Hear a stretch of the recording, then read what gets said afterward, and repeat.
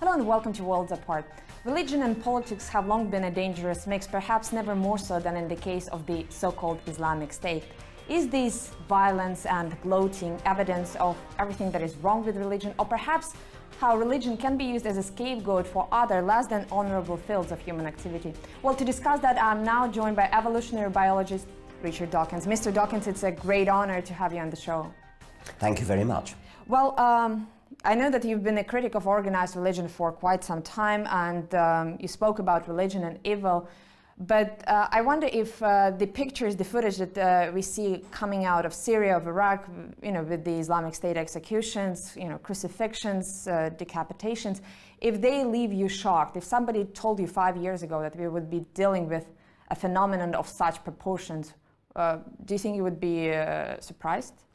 Of course, I'm totally shocked. I think it's absolutely horrible. You're presumably raising the question, is religion responsible? And religion itself is not responsible for this. These are savage people. You could ask whether religion is responsible for the support that they're getting, and there I think it probably is. I mean, they're getting support from people in Britain, people in Europe, and young men are going out to Syria and Iraq to join IS. And the motivation for that is, in some sense, religion. It's also this feeling of political involvement. It's a feeling that it's an us against them. And I think that quite a large number of young Muslims feel kind of beleaguered against the rest of the world.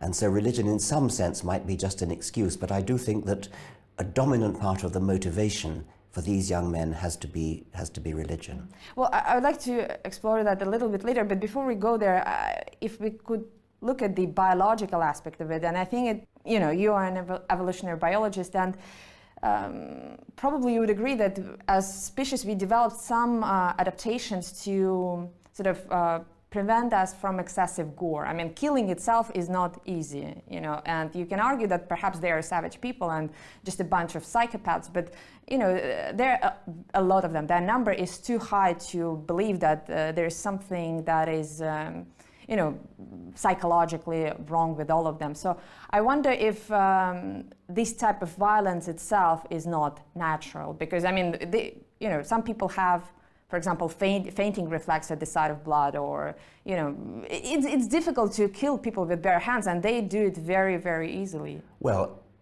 a small number of them do. I mean, the ones who actually wield the knife are presumably psychopaths, and you probably could find them in any society. But perhaps you need to make a distinction between them and the people who support them. I am worried by the fact that so many people know about these awful decapitations and so on, and yet still join up. That I think you're perfectly right. That is a very worrying thing. As for the biology of it, there's a tussle in evolutionary biology between a tendency to selfish violence and a tendency to altruistic cooperation. My book, The Selfish Gene, my first book, is sort of about that tussle. It's sometimes been misinterpreted as an advocacy of selfishness or a statement that we're all selfish. It's not that at all, of course. It's mostly about altruism. But there is a kind of tension between selfishness and altruism, both of which are favored by natural selection, Darwinian natural selection, in different circumstances. But I think you argue in your book that every activity sort of has a purpose. I mean, even when people resort to violence, it has some practical value for them. For example, the survival value, what have you. But what I think is very interesting about IS is they seem to be reveling in that killing, and that killing does not really serve any practical role, or perhaps it does, but I wonder if the case could be made that what they do is essentially against basic human instincts. Because I mean, if you look at the footage, they're stepping over like bodies lying on the street, and you can argue that just from the biological point of view, smelling decomposing human flesh would be revolting, because we are afraid of catching infections, what have you. But they seem to be, it's almost like their basic instincts have gone numb. How would you explain that? There is a perfectly good evolutionary theory of reciprocation in which revenge plays a part. And so there can be an escalation of vengeance, which can go over many generations sometimes, and so you get vendettas in various societies, sort of mafia-influenced societies, various societies around the world. Killing, often of a hideous nature, is motivated by vendetta, sometimes family vendetta, tribal vendetta. There is a kind of pseudo-tribalism which uses religion as a label. And I suspect that some of these people think that this hideous violence is vengeance against, say, America for attacking Iraq, or for forming alliances with, I don't know, with Israel, say. And this vengeance becomes directed towards innocent people. There's one British man who's threatened with execution now, who's an aid worker, whose motivation is purely altruistic towards the people there, and yet he's being scapegoated as vengeance against the United States and British governments. I think vengeance is a hideous emotion, but it is one that does have biological basis. I wonder if I can pick up on this political point, because clearly, as you just articulated, religion or any group of beliefs, they're also a reflection of everyday reality, what these people have been exposed to. And IS originated in Iraq, where violence has been raging for pretty much, I don't know, like 10 plus years. The coverage we are getting, especially from Western media, of the IS is that they are, a bunch of psychopaths, barbarian sadists, and that may be true. But I wonder if politicians are perhaps exonerating themselves a little bit here, because when you're exposed to extreme violence, not just on a daily basis, but for years on end, is that really surprising that these people are willing to go to such great lengths to? Yes, but if the causes of, are you saying something like the causes of the violence are the American invasion of Iraq? I mean, that sort of thing. Not so much the American invasion, but the type of violence that was brought by the war. People exposed to very gory pictures on a daily basis. What you mean somehow people get desensitized because they're... Absolutely, yeah. Well, yes. That's the first thing that happens in any war zone. That does happen, and I think if you look back at, say, the First World War, Second World War, those things escalated, and by the end of the war, people on both sides were prepared to do the most hideous things because they'd seen hideous things already done, yes. Now, I consider myself an atheist, primarily thanks to you, but as a war reporter in the past, I've seen many examples, especially in war zones, when people experience so much grief or so much violence that religion becomes their only salvation. And it's not only like on an intellectual sort of level. I don't think they really think about the origins of the universe, when they lose their loved ones, but they really need some sort of support at that time. And I don't think that critical thinking provides that in those days. Do you think that religion still has a place in those societies, the most vulnerable societies, not again as an intellectual concept, but as a social or emotional crutch? Yes, I think very likely it does. I think it's perfectly possible to say there is no scientific justification for anything religious, for any of the truths that religious people claim. But on the other hand, they do provide consolation, and so in the same way as a psychiatrist can console somebody by telling them something which may not be true, that I could imagine that people do get consolation from religion.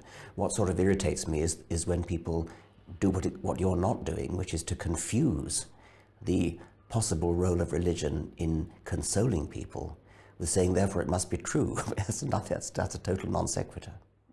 Now, I'm speaking here from perhaps my personal experience, but I found that to be an atheist, you need to invest a lot of time and effort into it. You have to do a lot of reading, you have to do a lot of thinking, and I think for a lot of people around the world, that's a pure luxury. They cannot afford an intellectual lifestyle. They perhaps work, several jobs, or again, live in war zones when, they would love to wonder about stars, but it's simply not part of their life. I wonder if the case could be made that atheism at the end of the day is, a mark of social and intellectual distinction or status, that this is something that a lot of people around the world stricken by poverty or stricken by war simply cannot afford. Yes, and that's true, of course, of any intellectual pursuit. If you're starving, you better get on with trying to survive, and it's very, very, very difficult. So all intellectual pursuits, in a way, are a luxury which privileged people can afford to indulge in. It's the same is true of music, of philosophy, mathematics. All pursuits of the mind are things that we can do when we have the luxury, the leisure to do so. And many people, unfortunately, haven't got that luxury or leisure. So would that essentially mean that your efforts to spread atheism around the world are essentially limited to most fortunate parts of it? I would like to think not, because I think that a lot of the problems that the poorer people have may be brought upon them by religion. I don't deny that religion can be consoling to them. What I'm suggesting is that they may be actually oppressed by religion. I think, for example, of the place of women in Islamic societies, where they are hideously oppressed by religious forces. Well, I think we'll get a lot of response to just this phrase that you just uttered, because many would argue that in those societies, what looks like oppression to you is a setup of life that makes it possible for a family unit or for society to exist. Perhaps not perfect, but this is essentially the product of the circumstances. Allow me to be skeptical.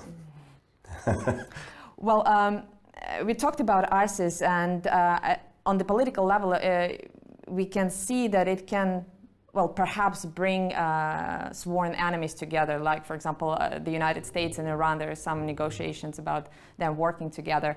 I wonder if the same could apply to religions, moderate religions, and atheists. Do you think that they could join forces, and if so, in what way, in combating this very extreme form of ideology? That's a perennial argument again. I mean, it came up in the Second World War over enmities between Britain and the United States and Stalin's Russia.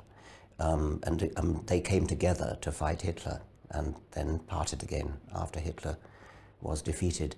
In the case of atheists and religious people joining together, this comes up in America especially with the argument over creationism and the teaching of evolution, where moderate religious people are on the same side as scientists in wanting evolution to be taught and wanting young earth creationism not to be taught. And I have myself joined forces with bishops in Britain on this very, very issue. So yes, there are times when one seeks to make alliances with people that one doesn't always see eye to eye with. But when you make those alliances, I wonder, what kind of compromise, intellectual compromise you are making with yourself, because you just decide that you're not going to look at their ideology, you're not going to take it seriously, or because the story, for example, of origin is a very important part of the doctrine. So even if you're joining forces with them, how well, you say I agree to we agree to differ on this, but we feel very strongly about that, and so we're going to join forces over that. Mr. Dawkins, we have to take a very short break now, but when we come back, how could evolution of religion look like? That's coming up in a moment on Worlds Apart.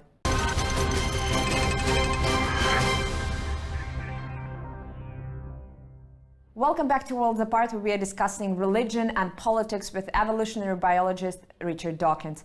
Now, the main premise of most Abrahamic religions is the so-called golden rule, the rule of reciprocity. And in the Selfish Gene, you wrote that about that game theory analysis that shows that reciprocity is a evolutionarily sustainable strategy. And I wonder if what you believe in is more important than how you believe, because your case is obviously against how people believe in certain things, that you have to think rationally, you have to employ critical thinking. But at the end of the day, good people of faith and good people of atheism, they all seem to believe in the same thing, that you have to be fair and treat others as you want to be treated. Yes, the golden rule is pretty much universal in all societies, and it makes a lot of sense. What's objectionable is when religious people claim that you need religion in order to be good to other people. Of course you don't. And if people really did base their morality upon religion, they would by no means be doing the sorts of things that you and I both agree they should be doing. They would be stoning people to death for adultery, for homosexuality, etc. So we don't, as a matter of fact, get our morals from religion. We get them from somewhere else, things like moral philosophy, which is often just an elaboration of the golden rule and other things. We get it from that. It happens to coincide with some verses of religious scripture, very much does not coincide with other verses of religious scripture. We pick and choose which verses of religious scripture, the religious people pick and choose which verses of religious scripture they want to believe. The basis on which they pick and choose is the same as the basis that you and I use in order to decide what's moral. It's not other parts of scripture.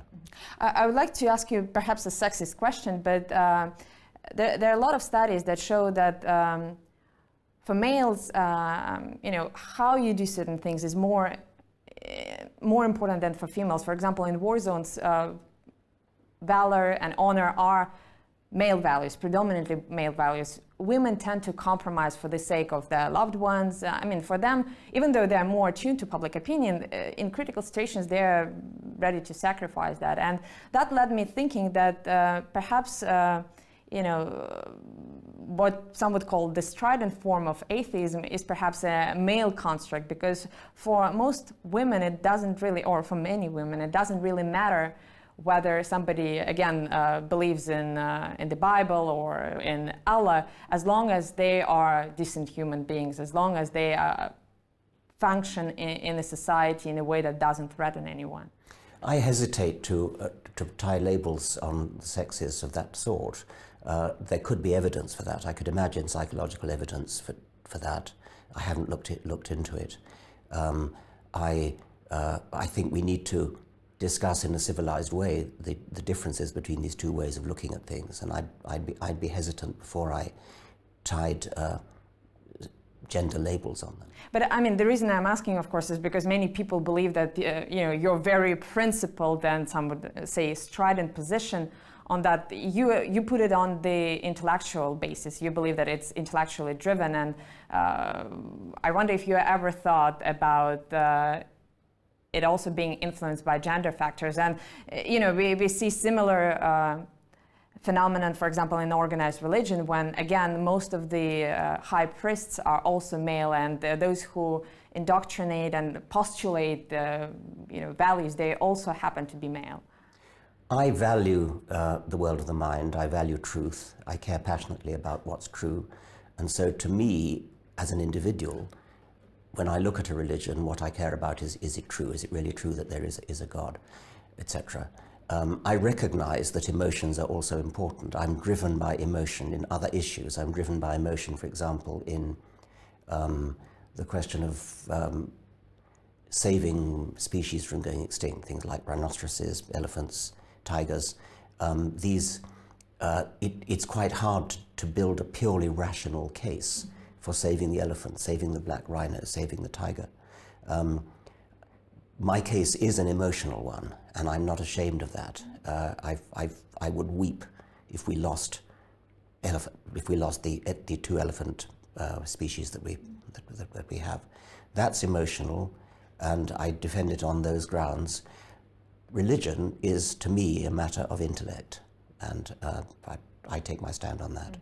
Now, the traditional atheist view has been that with the development of science, religion will sort of die out, and obviously this is not what we are seeing these days. And if you look at some of the IS fighters, there are reports that some of them have advanced scientific degrees. There are chemists and physicists among them, and yet they seem to have this ability of using critical thinking in one domain and going totally blind in other areas of life. And I wonder if atheism in some way overestimates people's ability to think rationally. Are you putting too much faith in the human rationality? Well, it looks as though you may be right. I mean, it is quite mysterious to me the way people can do that.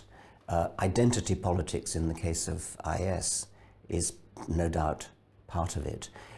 I think there is a capacity in the human mind to separate things out. It's not just in Muslims, it's in Christians as well. There are scientists who perfectly competent, not brilliant scientists, but they're competent scientists who write.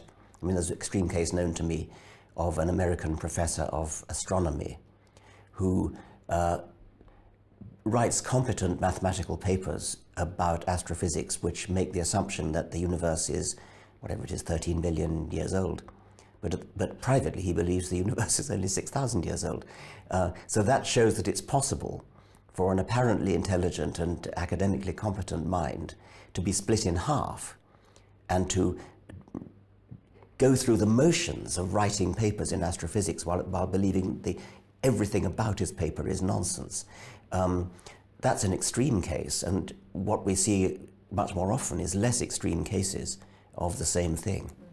Now, I was born in the Soviet Union, and one of the things that made communism degenerate into what we had in later years is that communist ideologues essentially either simplified or overestimated the human nature, that they didn't take into account all the various impulses of people. And I wonder if you would actually like to live in a world, with only agnostics and atheists all around. Wouldn't that be a place that perhaps could also degenerate into something that we had in the Soviet Union? Because communism at the beginning was, also a theoretical concept. It talked about, the goodness of people sharing, abandoning private property because you don't need it.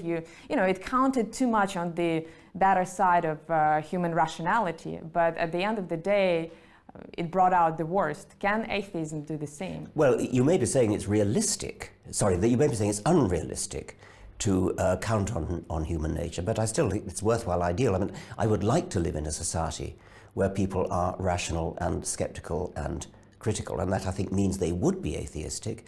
We live in a society now where nobody believes in fairies and in pink unicorns and things, and that's fine.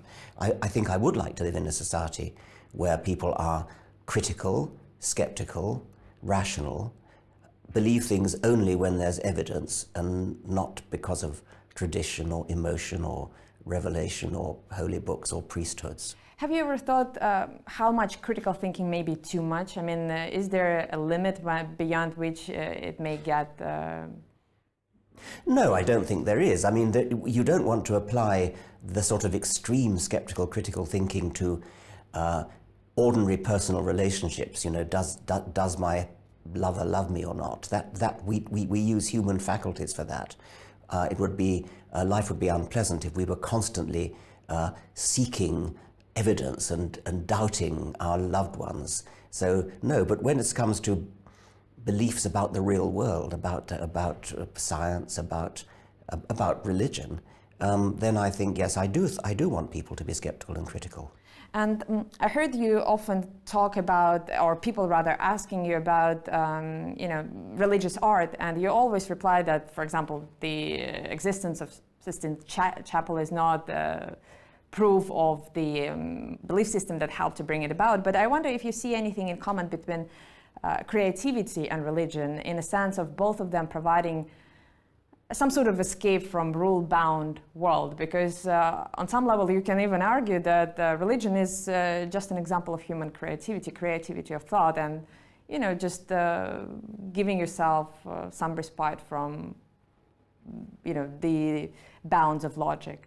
I'm all for having a respite from all sorts of things: music, poetry, human love, art, but I would draw the line at using false beliefs about the universe for that purpose. I don't mind poetic. I can appreciate the poetry of, say, Bach's St. Matthew Passion. Beautiful music, and the words go with it. I don't discount the words. It's a tragic story that is being told. I appreciate tragic stories, even if they're not true. Like I appreciate Romeo and Juliet, although it's fiction.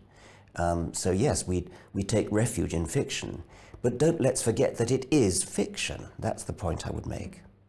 And finally, I wonder if religion would stop making those unsubstantiated claims about the origins of the universe and would embrace some sort of, let's say, definition of God that would be similar to Einstein's. Would you be willing to drop your objections against religion? How do you see the evolution of it? I would have no objection to an Einsteinian religion, so long as people don't confuse it with supernaturalism. I think that Einstein made a mistake in using religious language because people have been misled by that. I mean, Einstein used the word God, and he didn't actually believe in any kind of God.